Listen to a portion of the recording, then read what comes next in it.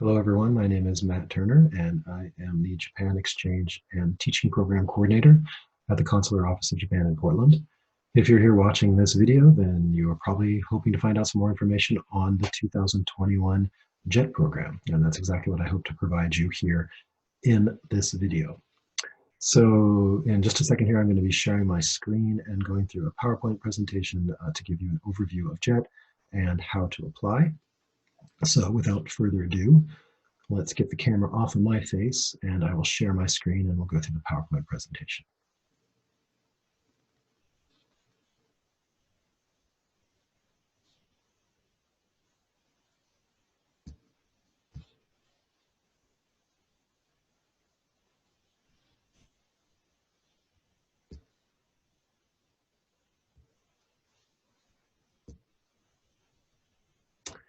Okay. As you most likely already know, the JET program is a worldwide program developed and run by the government of Japan to bring people from all over the world to work in Japanese public schools and prefecture and municipal government offices to help improve the English language education system and to improve various internationalization efforts. We do this by placing foreigners, that's you and me, directly into the Japanese schools and government offices across Japan.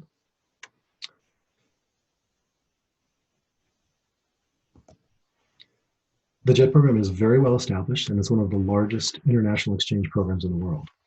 As you can see, it was born in 1987 as a relatively small project, and it has grown over the years so that now it has nearly 6,000 participants from 57 countries all over the world. JET is a full-time paid job. This is not an exchange program in the sense that you may be used to from your time as a student. You're not just going there to learn all you can about Japanese culture and the language, although that is certainly an important aspect of this program, and we hope that you will do just that. The exchange in the JET program is the cultural exchange that will take place between you and your students, coworkers, colleagues, and friends that you will make while you're over there. You're going to Japan to teach as much as you can about your culture and language, and as I mentioned, to learn as much as you possibly can in turn about Japan. The slide says that JET is a life-changing experience, and that is certainly true. The things you encounter, the things you learn while you're in Japan will affect you. When you come back from the JET program, you will not be the same person you were before you went. I can guarantee you, you will grow and you will change, and we are confident that change will be for the better. There are two basic positions on the JET program, the Assistant Language Teacher position, or ALT, and the Coordinator for International Relations, or CIR. As I mentioned, ALTs work in Japanese public schools to help improve the English language education system, and CIRs work in prefectural and municipal government offices to expand and strengthen various internationalization activities. There's also another position called the Sports Exchange Advisor, or SEA.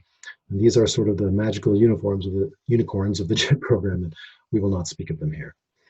No, just kidding, they really do exist, but they are very few in number, and you may not encounter them on the JET program, but they are there.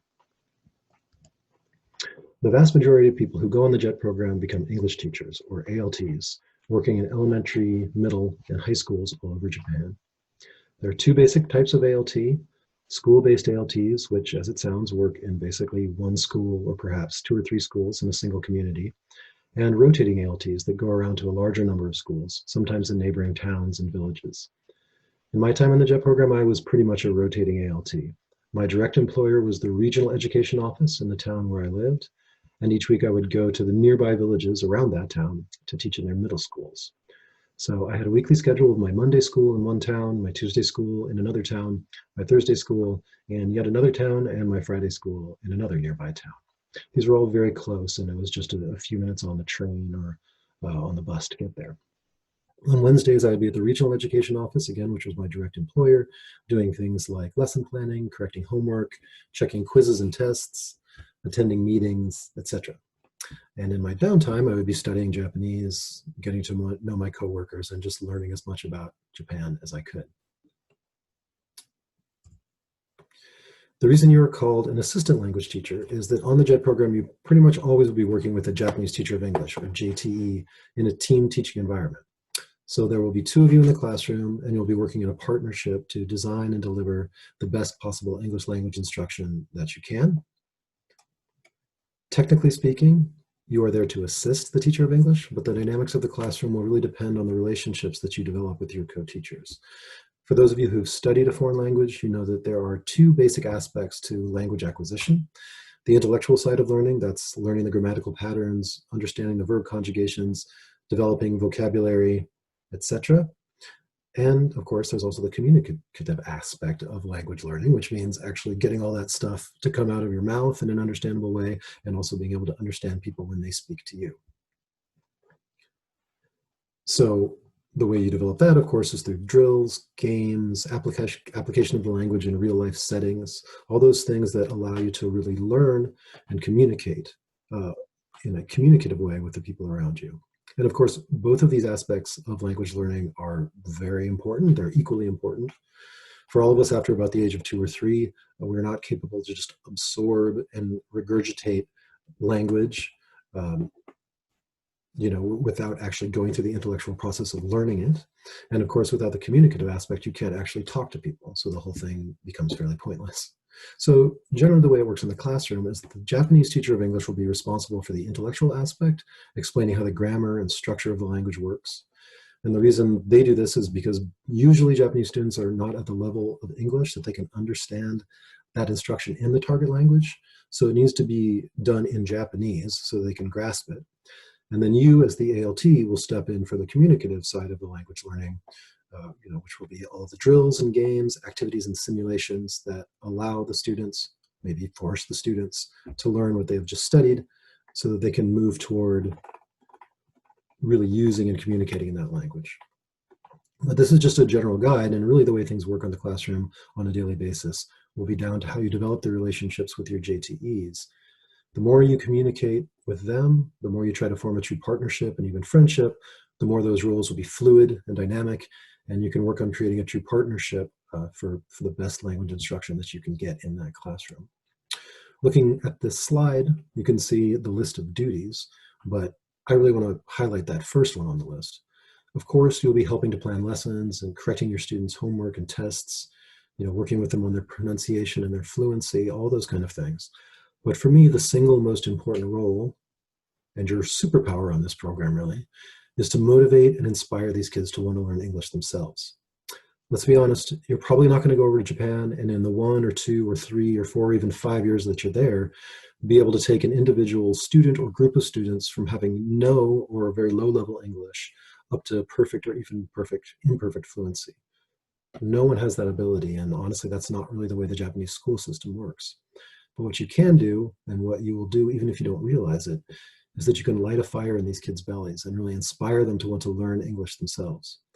Believe it or not, when you go in the JET program, you may be the first non-Japanese person that these kids have ever met in person.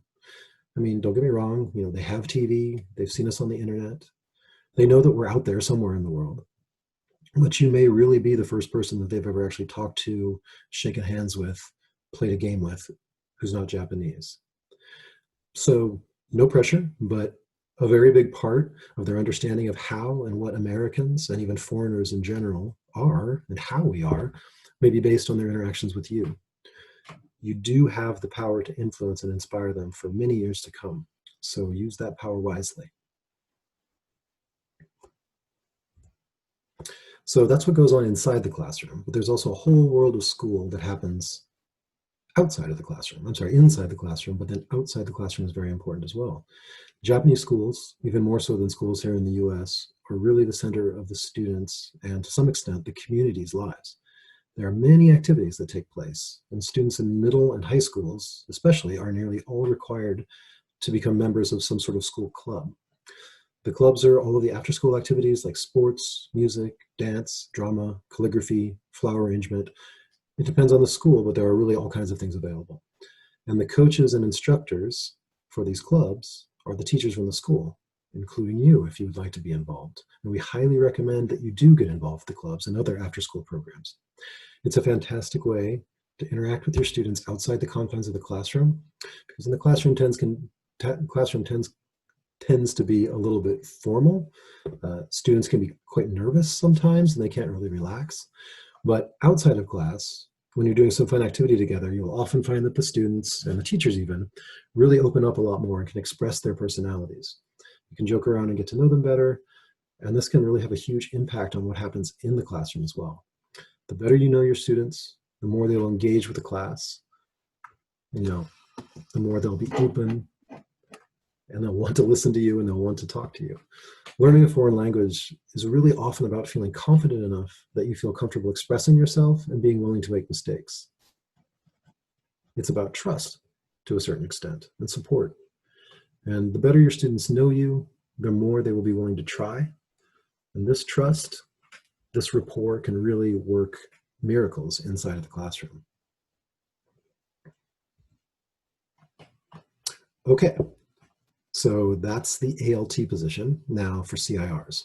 As I mentioned before, and as you can see here, although it's a little bit cut off maybe by my face, I don't know, CIRs work in Japanese government offices. They are only about 10% of the program, but in terms of qualifications and applying for the CIR position, the main difference between that and this and ALTs is that it requires a pretty high level of Japanese language ability because you'll be working in a Japanese language environment, and often your role is to translate and interpret between the two languages and cultures. You can see these various roles and duties listed here. To give you some real life examples of what CIRs do. When I was on the program, I had 3 good friends from college who became CIRs. One went to Sapporo, which is Portland's sister city, and he worked at the Sapporo International Plaza, which is a government office doing a lot of exchange and outreach activities. Another one of my friends worked at the Peace Park in Hiroshima, and mainly what she did was design and implement programs for the international visitors, the many, many thousands of international visitors that come through the Peace Park every year. And another one of my friends worked in Nagano City Hall and was the main English language municipal government liaison during the Nagano Winter Olympics. Don't do the math of when that was, please. I'm very old. So as you can see, CIRs do a lot of really cool things, and the work duties can vary greatly from position to position, but all of them have to do with facilitating communication and cooperation between Japan and international visitors, organizations, and governments. I do want to mention one thing that sometimes comes up on the JET program, and often there seems to be the idea that there is kind of a hierarchical relationship between JET program participants. And that because of their advanced language abilities, that CIRs are somehow above or superior to ALTs. But this is really not the way that I see it, and I want to kind of dissuade you of that view if you do have it. It's simply that ALT and CIR are very different jobs that require a different skill set and often even different personalities. CIRs work mostly in the formal environment of Japanese government offices, translating documents, interpreting speeches, developing outreach programs, and doing a lot of government paperwork. Sometimes CIRs may also teach and go out into the community to interact with the local population.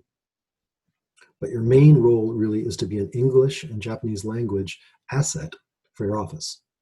It can be very interesting and very challenging, but just because you have advanced Japanese ability does not necessarily mean that you should be a CIR. And it also doesn't mean that you will be a better ALT. They are just different jobs. So really you should think about what you like to do, what you enjoy doing on a day-to-day basis, and what kind of work environment really makes you feel satisfied and thrive. And that is the role that you should pursue on the JET program.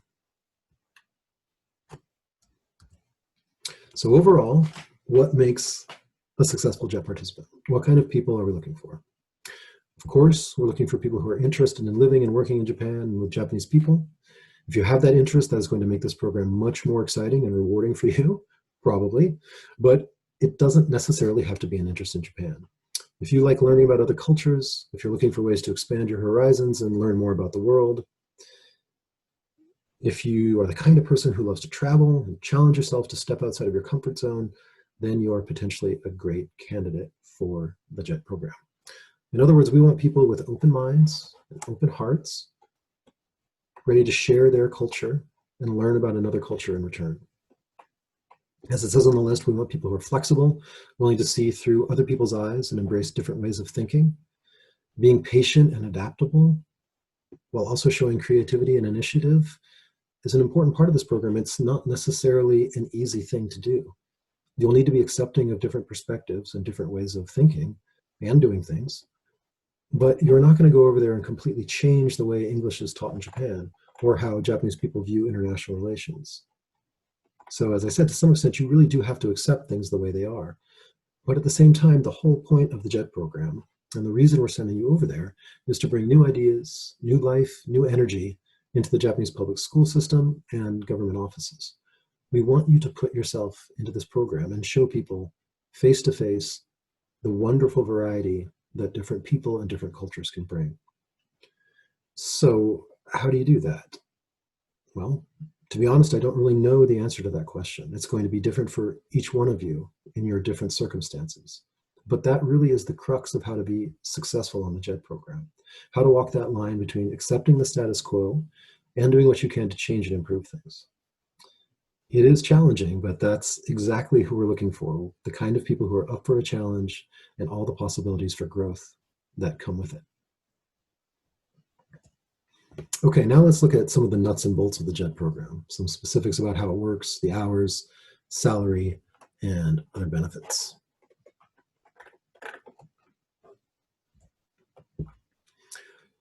So even though, of course, there is this thing called the JET program, here we are talking about it, and when you apply for this job, you're going to apply to the JET program.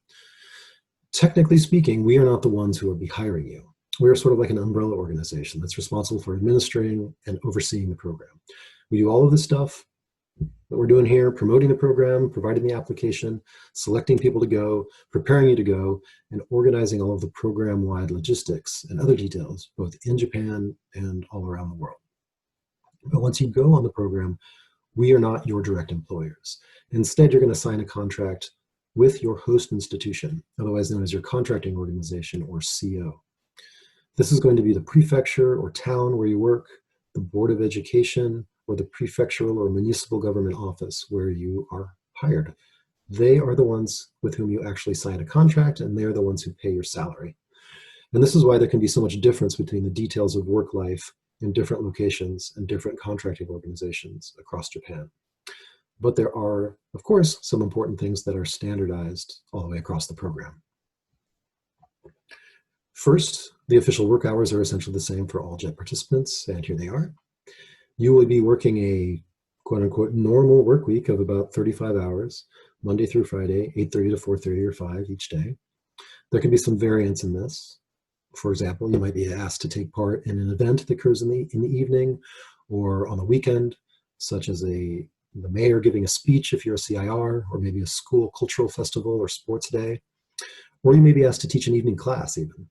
But if you are asked to work these additional times, you'll be compensated with either overtime pay or supplementary time off.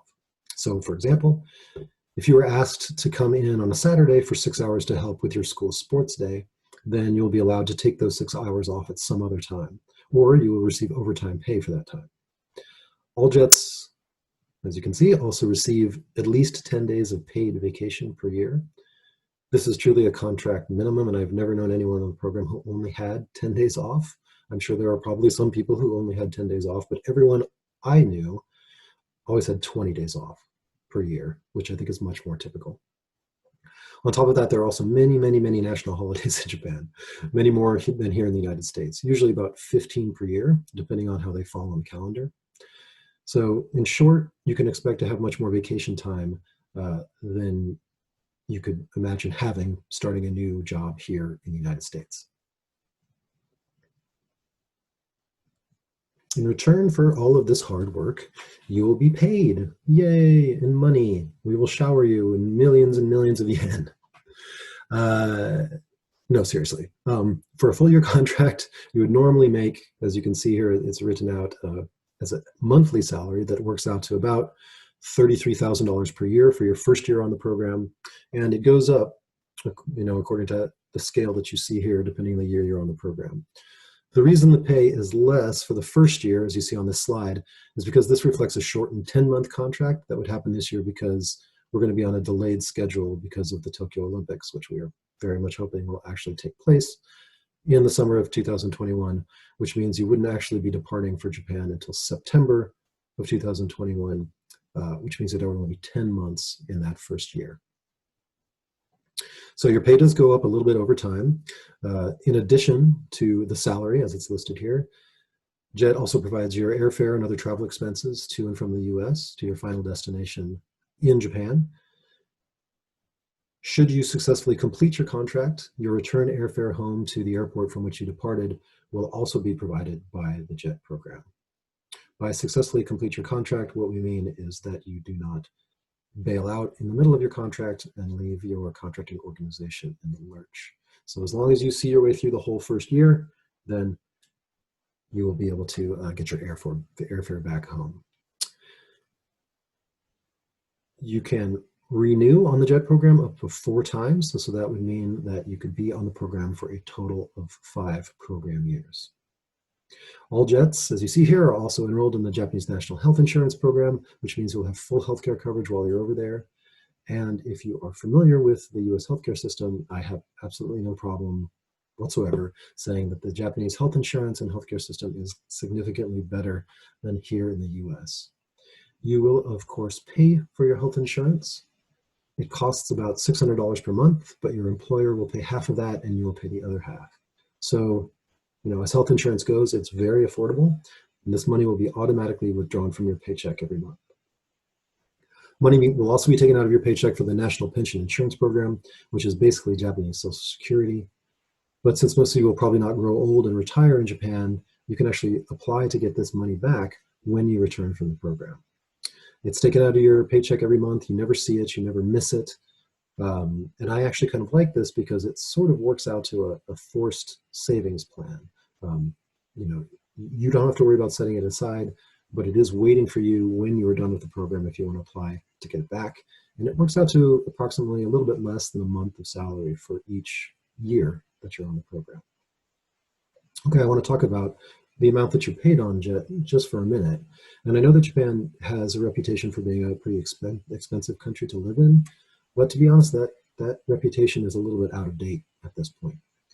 Of course, there are things that are still somewhat expensive, such as domestic travel and staying in hotels, eating out in certain restaurants, things like that. But in general, Japan has not experienced any inflation for many years.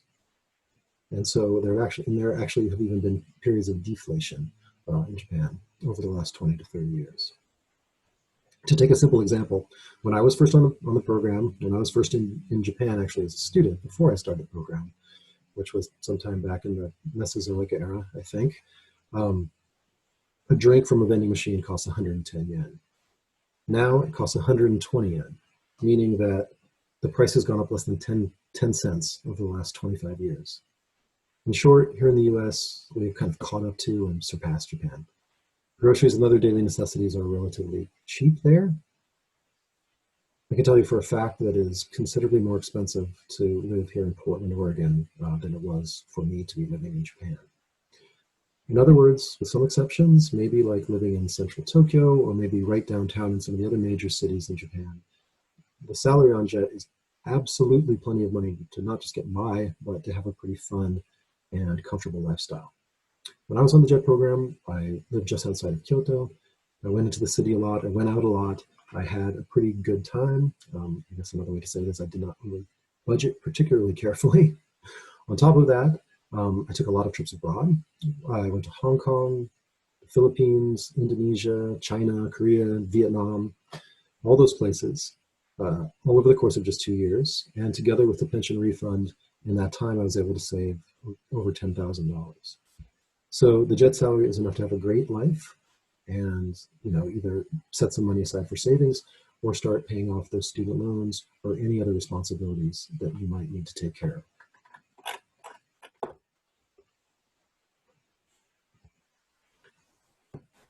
One thing that JET program applicants are understandably very concerned about is where you will be placed in Japan and where you will be living and what your living situation will be like. Where you end up living will have a big impact on what your experience is. So it's important to put some thought into this of where you would like to go in Japan. You can request up to 3 locations and specific locations like actual towns or prefectures, things like that. We'll also ask you whether you would like to live in a more rural or urban area, and also give us some reasons why you want to live in those places. We ask you those questions because we're trying to formulate an idea of generally where you would like to be, even if we can't give you a specific placement request. So we can't guarantee placement requests, but we will try to place you somewhere like what you have asked for. Your living situation is also one of those things that can vary really greatly from location to location.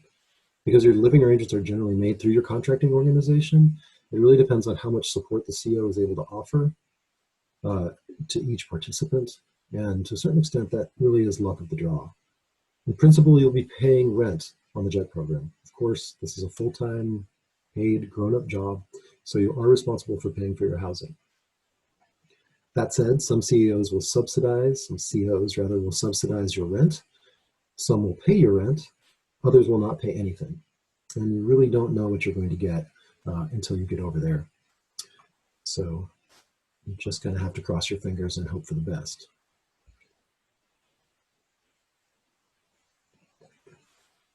But in general, just like in pretty much anywhere else in the world, living in a more rural area is going to mean larger, cheaper housing, and living in an urban area is going to mean smaller and more expensive housing.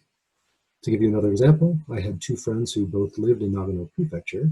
One was the CIR that I mentioned previously. He worked at Nagano City Hall, and because of the large amount of snow that they usually get in Nagano, he was required by his office to live right in downtown Nagano City, close to the office, so that he could walk there if he had to. He lived in a tiny apartment, really, really small, even by Japanese standards, and it cost $800 a month, and his office did not assist him at all in paying this rent. On the other hand, my other friend was an ALT living in rural Nagano, and he arrived at his placement to find that he had a recently built 3-bedroom traditional Japanese house, all to himself, and he did not pay anything for it. His rent was completely free. Meanwhile, I lived down in Kyoto, as I mentioned. I lived in sort of a suburban area, and I would say that I had a more typical middle-of-the-road experience. My apartment's rent was $650 per month, and I paid half of that, and my host institution paid the other half, so my rent was just a little bit over $300 a month. And I had, therefore I had a good living situation for really very affordable. So I wouldn't worry too much about the expense of living, about your actual apartment rent, unless, of course, again, if you're living in Tokyo or right in one of the downtown major urban areas, then your rent is going to be a larger portion of your paycheck. But again, the JET salary is enough to cover all of that. Living in a more rural area, of course, not only is it going to be cheaper, but you're going to be a little bit more in touch with maybe traditional Japanese culture and get to see the changing of the seasons and the way that Japanese people have celebrated that and embraced that over the centuries. Okay, now to go on to the next topic, I'd like to talk about the support that we offer you as JET program participants when you do go on the program. One of the things that really sets the JET program apart from many other ways to teach English abroad is the support that we offer to you as participants. As I mentioned before, JET is a Japanese government program that places you directly in public schools and offices. What that means is that as ALTs, you are directly involved with children in their mandatory education system. This is not a voluntary situation that they can opt out of. And as CIRs, what that means is that you might have access to potentially sensitive information about your town and the people who live in it. So for these reasons, we are committed to finding the best possible people for this program. People who can live up to the trust and responsibility that comes with these jobs. That means that first, we have this very long and fairly intensive hiring procedure. Second, it means that once you're on the program, it is absolutely in your best interest to ensure that, for us, it's in our best interest to ensure that you feel prepared for and supported in the roles that you'll be taking on. If you feel valued and supported, then you'll be happier and more involved. And a happier and involved JET is much better than an unhappy or disillusioned one. So the JET program has developed a fairly robust support network to help you and guide you through this amazing experience. First, before you depart for Japan, we offer you a series of orientations. The local JET alumni associations put together hands-on lectures, seminars, and activities to teach you about the different aspects of the job and life in Japan and how to prepare for them. Immediately before you depart for Japan, the embassy and consulates, that's us, will offer another orientation to prepare you for your trip over there and your first few days in Japan. Then, once in Japan, all JET participants attend a multi-day orientation in Tokyo that provides in-depth information and preparation for the job you're about to begin. After Tokyo orientation, participants head down to your respective destination prefectures all over the country, where you'll have yet another prefectural orientation to give you more specific information about your new home and what to expect while you are there. So you should feel very well orientated by the time you step into the classroom or the government office for the first time. Nevertheless, nothing can really fully prepare you for this new experience. So once you're at your contracting organization and working, JET continues to offer support of various kinds. First of all, I want to stress, and this is very important, that your first line of support will be your coworkers, your supervisors, the people you are teaching with, the friends that you make, all of the folks that you encounter on a day-to-day basis. We strive to build a community on the JET program, and we hope that you will always be comfortable reaching out to your co-teachers and fellow JETs to overcome any difficulties that you may be facing, either in your daily life or in the workplace environment or whatever it may be. If those immediate contacts are not able to help you though, JET also appoints prefectural advisors who can offer guidance and advice. These are other JET participants who live in your prefecture and have more knowledge and experience navigating the intricacies of the JET program and just living in Japan in general. You can reach out to them for help with any topic, from workplace communication to healthcare information to what's the best place in your prefecture to go sing karaoke, whatever it is, whatever questions you have, they're there as a resource for you. They will do their best to help you. And then there are also people at the national level who work at the Claire JET program offices in Tokyo. And these program coordinators in Japan also can offer advice in a more of an overview national scale. So please know that these resources exist and that they're there for you to contact if you should ever need them. As you can see in this slide that I've had up here for a while, one of the most convenient and effective ways to get support and build community on JET is by joining your prefectural AJET chapter. AJET is the Association of JET, and it's basically a group within JET that you can choose to be a part of. You can join it or not join it. It's totally voluntary, up to you. But AJET does everything from helping with the prefectural orientations to providing teaching materials to organizing all kinds of social events and interest groups, such as all kinds of fun things to do that you can get organized with other JET participants and people who are friends of JET. They also offer counseling services. And on the national AJET level, they offer support groups for less represented people and populations. So there's always some sort of group that you can reach out to and become a part of if you need answers to questions and support navigating your life in Japan.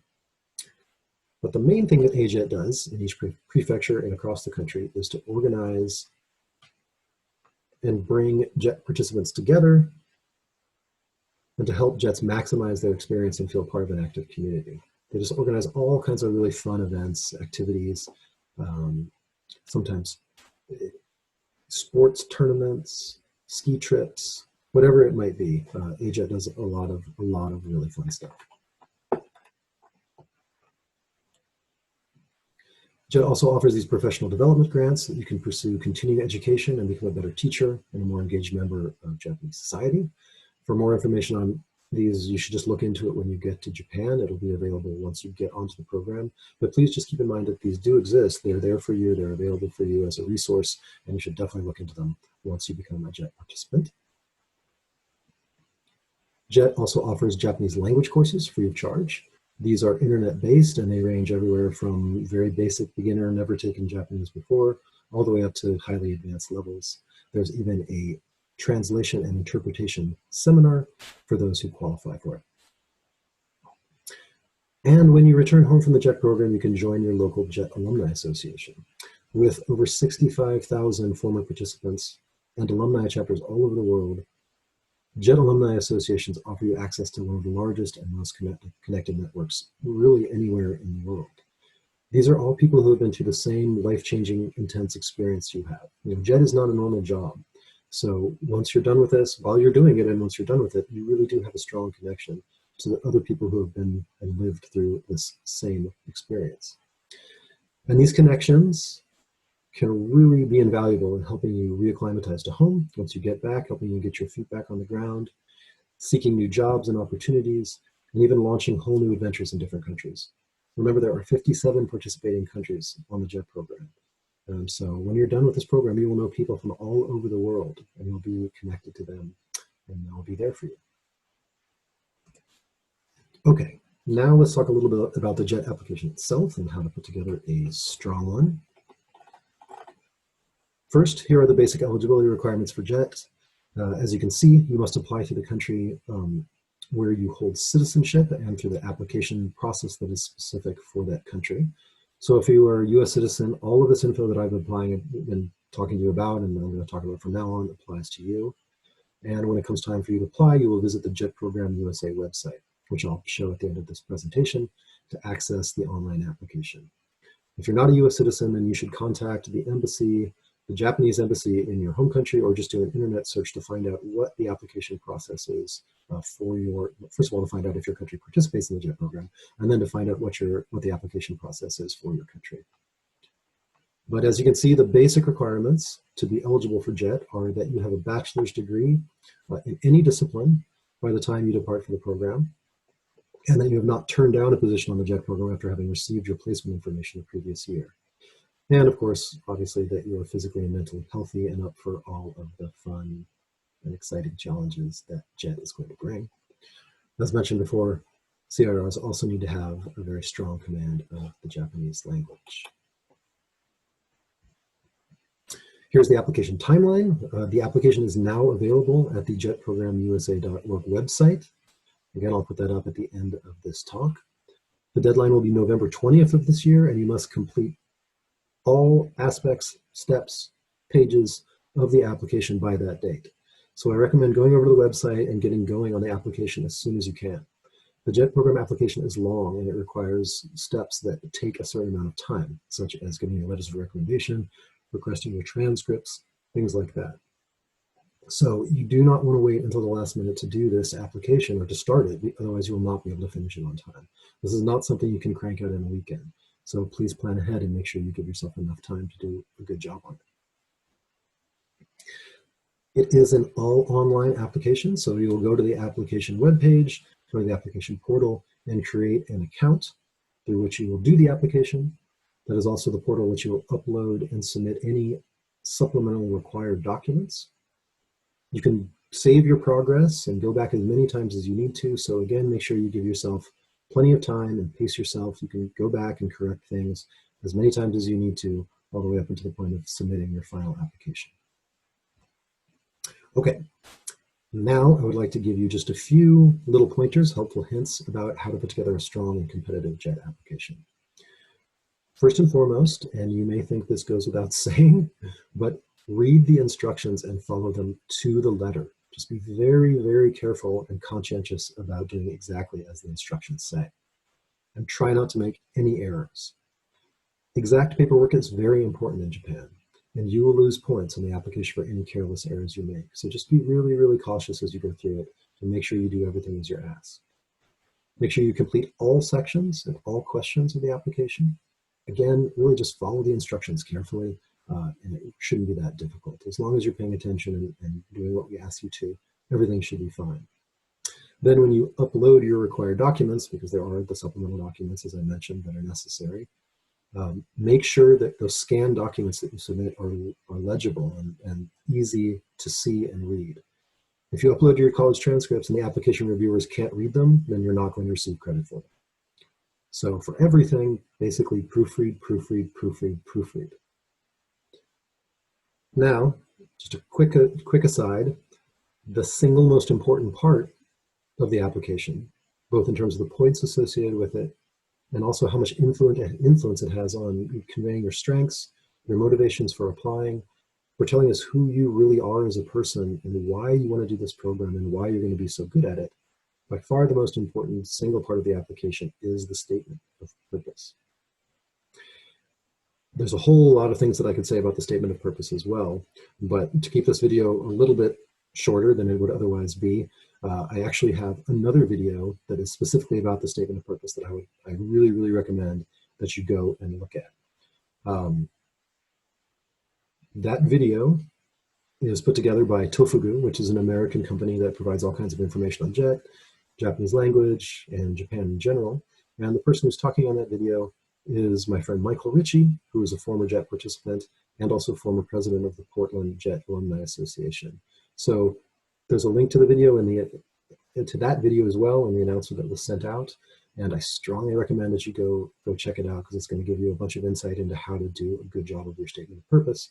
And as I mentioned, that's really, really, really important for your application overall. Okay, that is it. Here is the JET Program USA website and our other contact information as promised.